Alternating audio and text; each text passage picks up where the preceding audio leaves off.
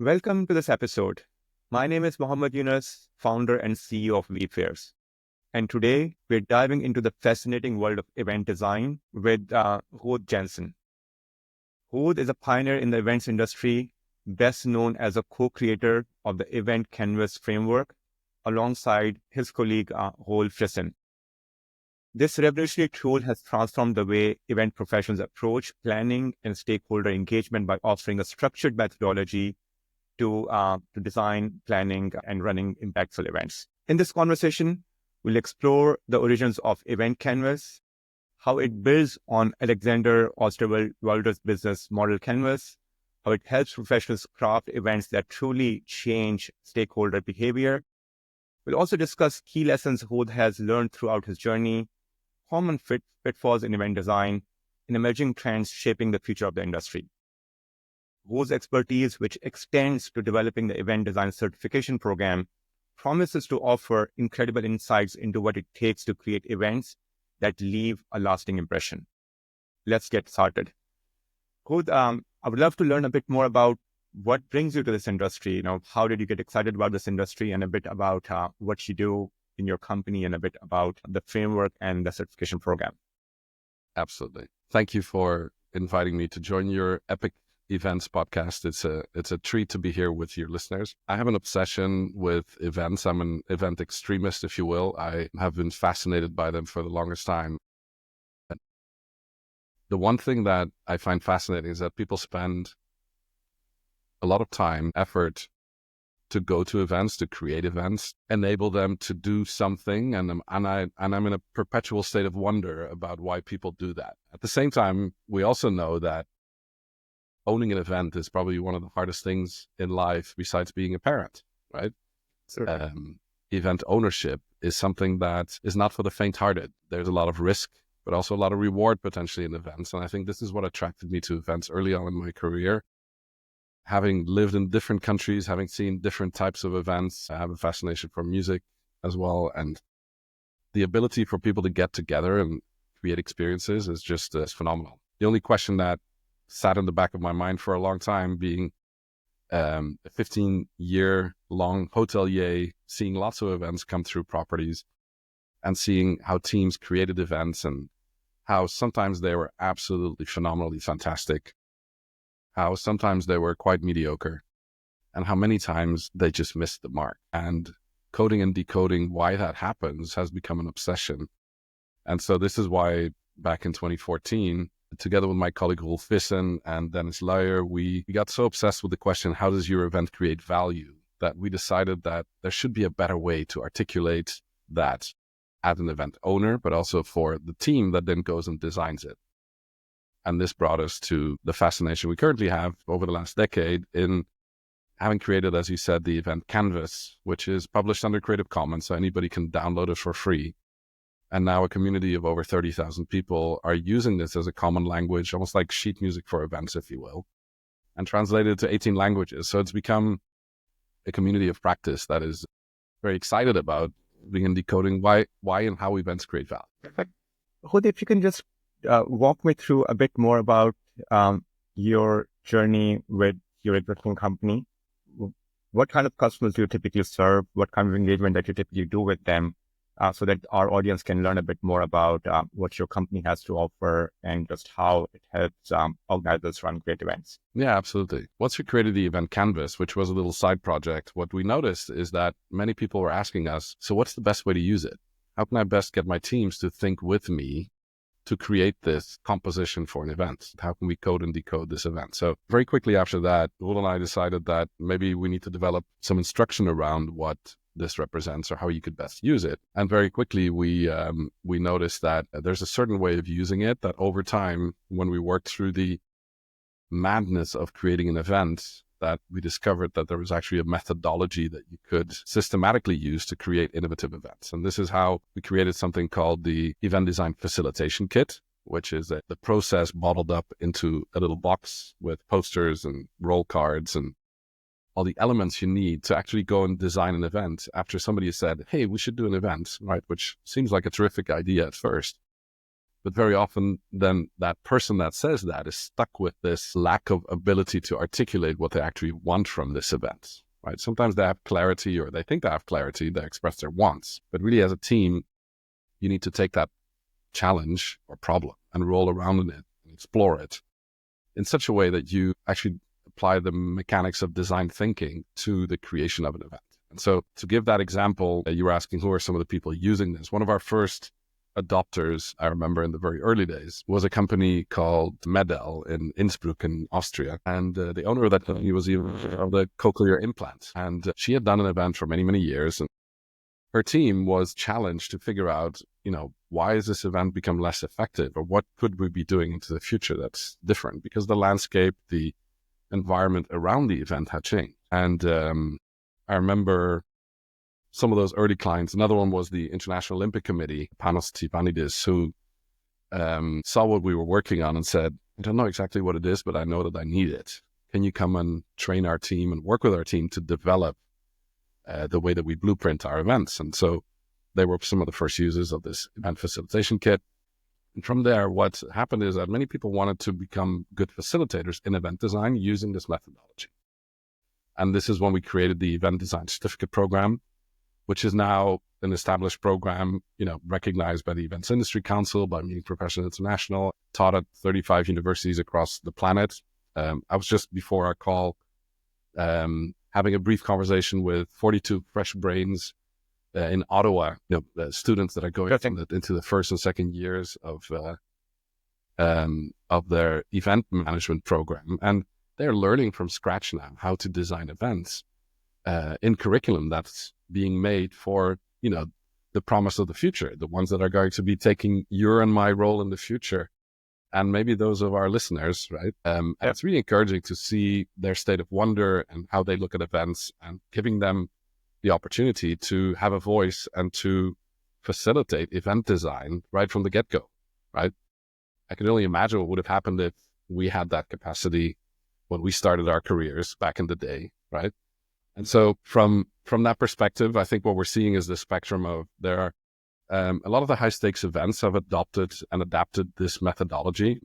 We've just designed together with the IEEE, the Engineers Association, probably one of the largest associations on the planet, really designing an event for climate change in clean tech, which is a completely new series. And they're involving their full leadership in an event design cycle to develop how to deal with the outcomes of the COP conference, the climate change conference, and how do we translate that into technological solutions for humanity. So it's very tangible, but it goes across the spectrum, right? So from sports to music, from festivals to climate change conferences, there's really, events are wonderful verticals because they happen across all of them, and it reaches and touches everybody's life. And so everybody seems to be an expert until you have to put one together, right? And then comes the challenge of figuring out who are the stakeholders, what behavior change do they want, what do they need, and how do you articulate that within a design restriction, set of design restrictions, and what are the prototypes and options that you can choose from within that given set of restrictions. So it's very systematic. It's not rocket science. It can be learned. It can be facilitated. But the important thing is to make sure that there's a voice of different thinkers who collaborate together to create the prototypes in the design phase. I think that's a very critical success factor for award-winning events or events that are really moving the needle on the behavior change that needs to be delivered on. And I think just trying to zoom into the event design, what does event design mean to you, and what does it include? Does it in any way, is it only for attendees that we are trying to think of event design from an attendee perspective, or does it involve other stakeholders as well, such as speakers, exhibitors, and the event organizers themselves? So if you can just give us just your definition of that, I think that would be great. Absolutely. The critical thing about events and what makes them complicated is the fact that there are different types of stakeholders who have different stakes. So selfishly designing for each of these different stakeholders, you want to delight those people that have a high power and high interest over the overarching aim you're trying to achieve. It's really, really important to articulate all these elements. And so in the design process, in order to go to that sweet spot between the known and the unknown, that spot where originality happens. The key for a design team is to linger there as long as possible without panicking, but being very systematic. And so typically in a design process, the first thing you do is you long list all of the stakeholders. You figure out who has high power and high interest over achieving the overarching aim. And then the ones you need to delight, who have high power and high interest, are the ones you analyze. And so figuring out who you need to delight is the first step in any event design, as well as harvesting all the ideas people already have or had about this event. Now, once you have that, the process of event design is really the art of simplifying by going through the complexity. So you take each stakeholder one by one, and a group of ideally 7, 8 people, facilitate it through this process, empathize with each stakeholder pre and post event to extract the actual behaviors, then figure out what are some of the pains or expectations that somebody has before the event from that stakeholder perspective. What are some of the gains and the levels of satisfaction you want them to have after walking away from the event? You articulate those, and each of these sections are about a minute or two. So within an hour, you have a very clear picture of what that one stakeholder needs to get out of the event. These first 6 elements is what we call the change, right? So you define the change first. That's step 1.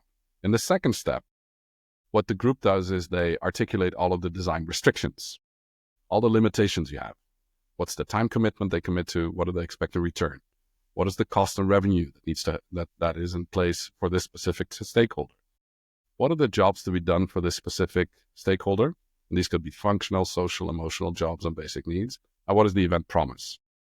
Now, once you add these 6 elements, which are all part of the canvas, and what you'll see is that is a design frame. These are the restrictions that you need to work with. And every restriction is a welcome element because it forces you to have a constraint, right? And constraints create creativity, which is great. Once that's done for multiple stakeholders, so let's say you analyze this for stakeholder 1, 2, 3, and 4. It could be the event owner, the sponsor of the event, the speaker of the event, and maybe the hosting venue or the platform provider or whoever is involved and has a stake in the success of that event. By having those 4 different storylines, you've now framed the actual design challenge. And the only thing you haven't filled out in the canvas yet is the middle part, the part that looks like an hourglass. And I'm holding up a little hourglass because the precious thing that happens during an event is that time passes during an event. And the time you spend with people in the interaction between them, it creates an experience. And the experience is picture that as the top of the hourglass. And the bottom of the hourglass is the instructional design. It's the skills, the knowledge, the attitude, and the people learning that needs to happen as a result of them spending time with each other at this event. Now, if you can really clearly articulate what that looks like, those prototypes, then you have choices that you can present to the event owner, and you have a rubric to take decisions, something called the event delta. And the event delta is really the extraction of the entry to exit behavior. It's those elements that you need to have in the back of your head when you take decisions about which idea is going to work, which one sticks, and which one falls off the roster. And good event design for us is about simplification. When Michelangelo created David was already inside the marble. He just had to take away some of the marble to show David. Good event design is like that. It's the art of taking away things and leaving the essence. But to get to that, you have to go through the complexity first. So that's, in a nutshell, the process of event design. It's a lot of fun to do. Teams really enjoy it. It doesn't cost very much because it's posters and Post-its and pens and papers and a little bit of time. And we recommend organizations to spend at least 1% of the total event time lingering in the space, wondering and exploring the problem before deciding on how to do the event. Because getting, and by total event time, we mean how many people are at your event for how many hours or how many minutes. You multiply those two and you come out with a number. And you take 1% of that. And if it's a really big event, it could be 1 per minute. But let's pretend 1% is a non-scientific formula for the time that you should be spending on thinking about how you're going to spend the time of all of those people once they're at the events. Right? So it's a small group of people. I think one thing that I'm really interested to learn is that as people are making use of this framework, or as they're thinking about different stakeholders from an event design perspective, what are some of the common mistakes or biggest mistakes you have seen people make when thinking about event design? So I think one of the most common problems there is that very often people only understand things relative to things they already understand. Meaning, our team and people that apply event design in many different verticals get exposure to many different types of events and many different types of circumstances. A common challenge is if the team that's thinking about the event is not diverse enough, they all kind of funnel into the same thinking. The art and science behind creating good event design is having a very diverse set of people thinking about the event. Now, on a scaled scenario, I was telling you about the event design for IEEE just now for the Tech Summit series. We actually took the second day of a 2-day live conference and got everybody involved in the event design. So 220 people were designing events in groups of 10 to 12 people during the second day of the event to create a future version of an event that was going to be launched a year later, right? So you can actually, when you're at an event, you're in the sweet spot of the event because everybody's in the experience. The art, though, is to then make sure you harvest all of those outputs that you get from the design process to then be able to process them adequately to come to the reduction, right? See it like, if anybody likes cooking that's listening to your show, it's like creating a big pot of stock and then reducing it down to the syrupy goodness to create that fine, sauce that you want to have at the end. And that's kind of what event design is like. So a common error is wanting to take shortcuts, make assumptions, not exploring the problem deeply enough before coming up with solutions, which would typically be called engineering thinking, right? So design thinking is really about rolling around the problem as long as you possibly can, framing it very well, validating the outcomes of the actual thinking, and then going into prototyping, which usually goes very quickly once you have the whole problem squared. Interesting. And I just want to ask you a bit more on that piece. It sounds very interesting that when your audience is already there, how can you make use of that audience in order to plan the next event? What are different formats of actually it happen? Yeah. We have some good examples. Maybe we can add them to the liner notes. MPI has done this a number of times for their World Education Congress or European meetings and events, or a new event in Canada I was just at in Ottawa called The Event. They apply this thinking ahead of the event with the team. And at some of the events, during the event, you actually harvest and design future editions when the event is happening in real time. It's part of the attraction of the event. Wow. It's happening more and more, right? Instead of just having a speaker ready room and harvesting all of the presentations for what's happening in this edition, why not ask people their opinion about what could you be doing in the future? Lend me your ear, harvest that, and get people to contribute to the future of your event. It's a very powerful mechanism to listen to what people are really experiencing and thinking, and giving that the air it deserves or the space it deserves for you to consider. Love that. What are some event design trends that you foresee happening in 2025? What are you looking forward to? Is AI part of any of this? Like, will AI help simplify some of the things that an event planner has to do while designing an event? Yeah. Well, I think events are probably the one space where human-to-human interaction is so unique and unpredictable, right? To a large degree, where the art of predicting how people behave in a group setting is probably the wisdom that a crowd of thinkers has together. Right. So the ability for a group of people to predict that and to come up with what if scenarios is pretty fascinating. In our process, we use a lot of AI when it comes to content capturing, processing it, affinity mapping it, creating transcripts, reducing transcripts down to the syrupy goodness. Like the art of reduction there is something that AI is pretty good at, but has to be scrutinized very carefully by those people that are designing. What for 2025 is, it's literally here, 2025. So we're in that reality right now.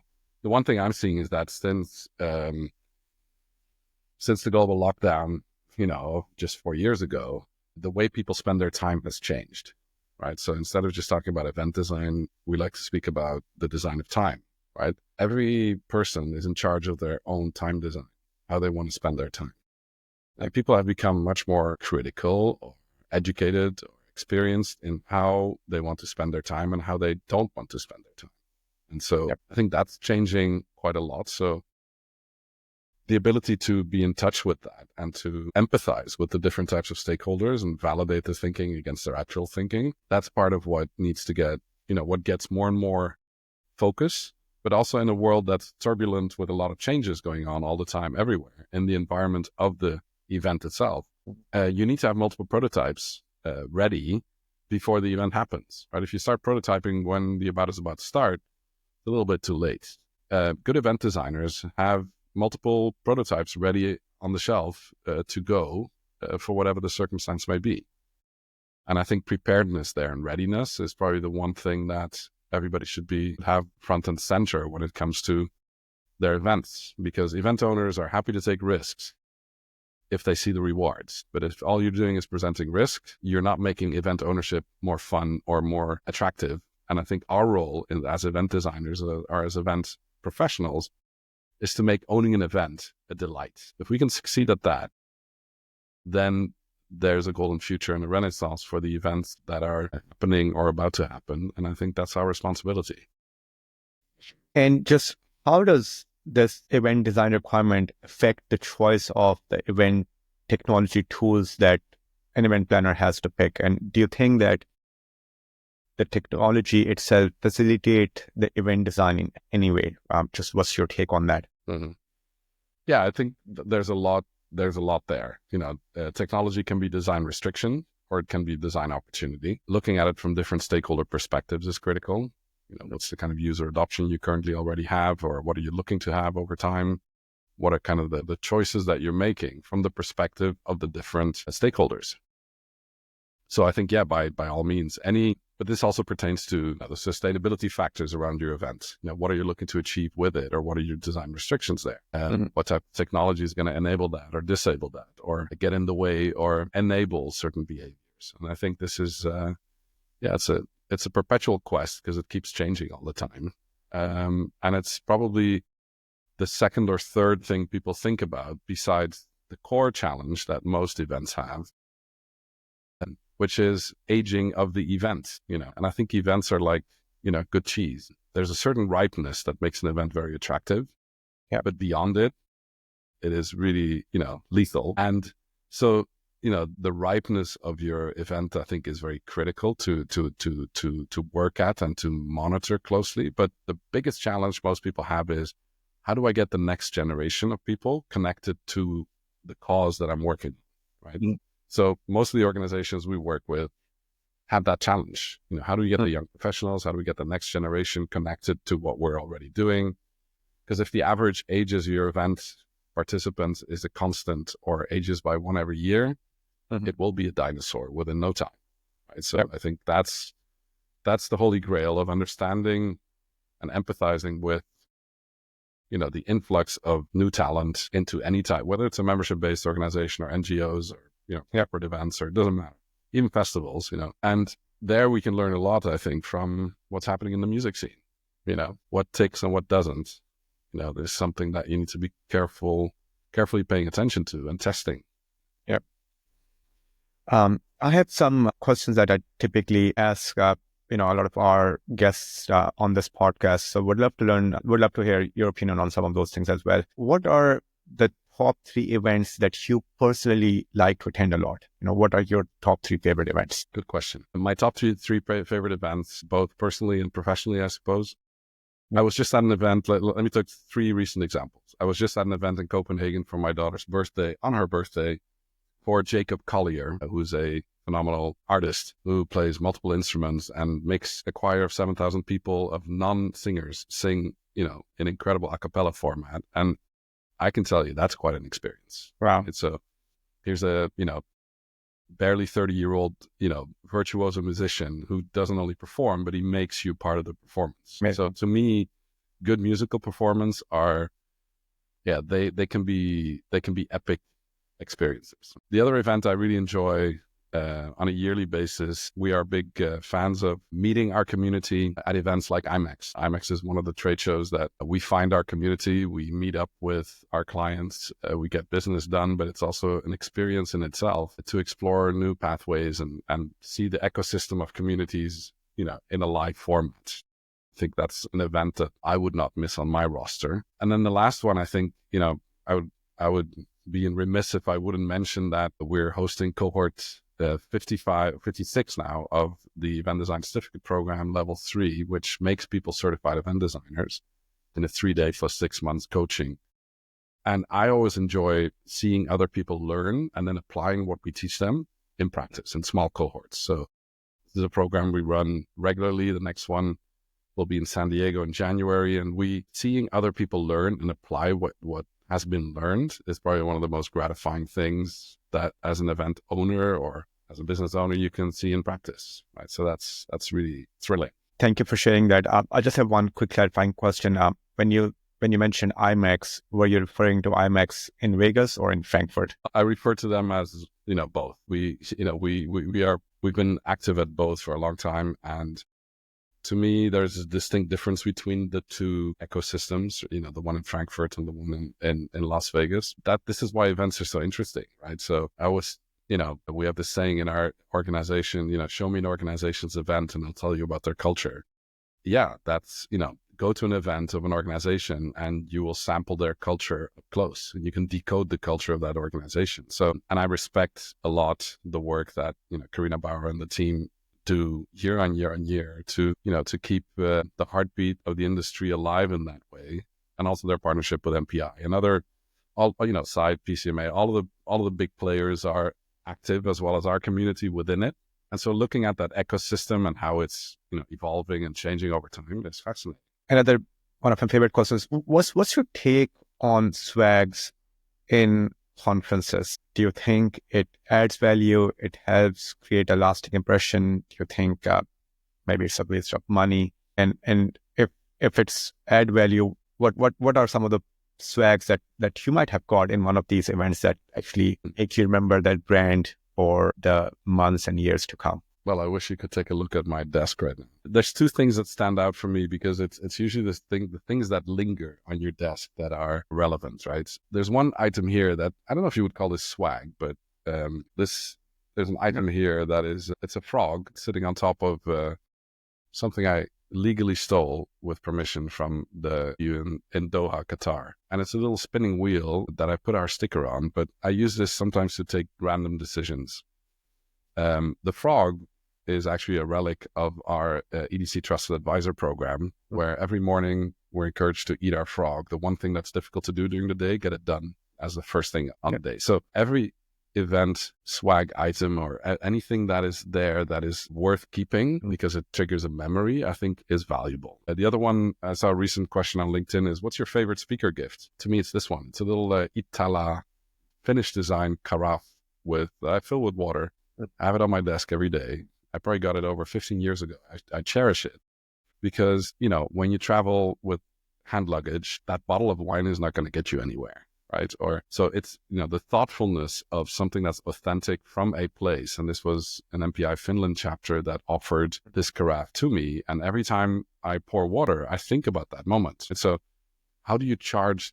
It doesn't matter so much what the swag is. I think how you charge the element is what really matters. And so I think more thought needs to be put into that because unfortunately, if you would empty the garbage bins at the headquarter hotels of most conferences, I would feel sorry for whoever made those investments. Another just side question is, just see, as we all register for a lot of these events, we see all types of forms, just forms that are straightforward, basic, first name, last name, email address, and sometimes forms that are pretty detailed. Just what's your take on how the registration forms should be designed? Because I think as an event planner, you can imagine that sometimes getting that extra information is helpful because you can design an experience based on what you have captured. But we also know, again, is that the more questions you're going to ask, the theory says that sometimes there will be people who will drop along the journey. So just your take on that. Well, I think here it's critical to understand what you're designing for,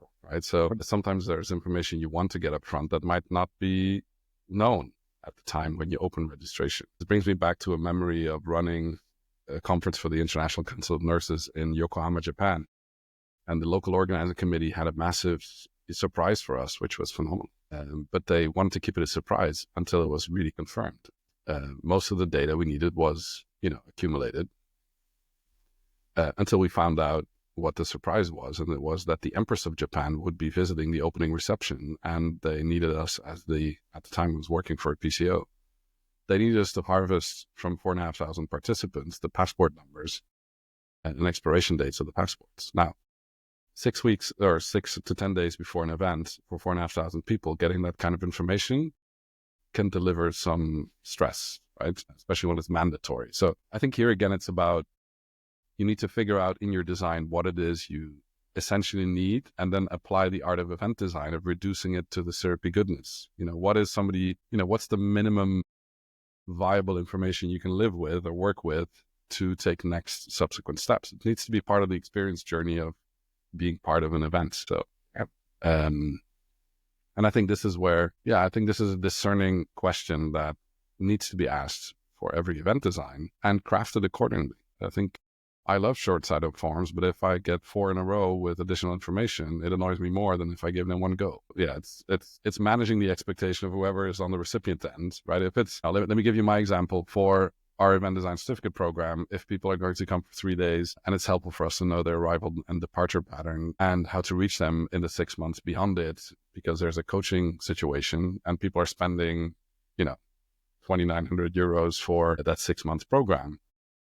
The people are expect a certain level of information that they are given, right? If I'm registering for an ancillary event at an existing event where my information should already be known, yes, I do get annoyed when I have to key everything in all over again.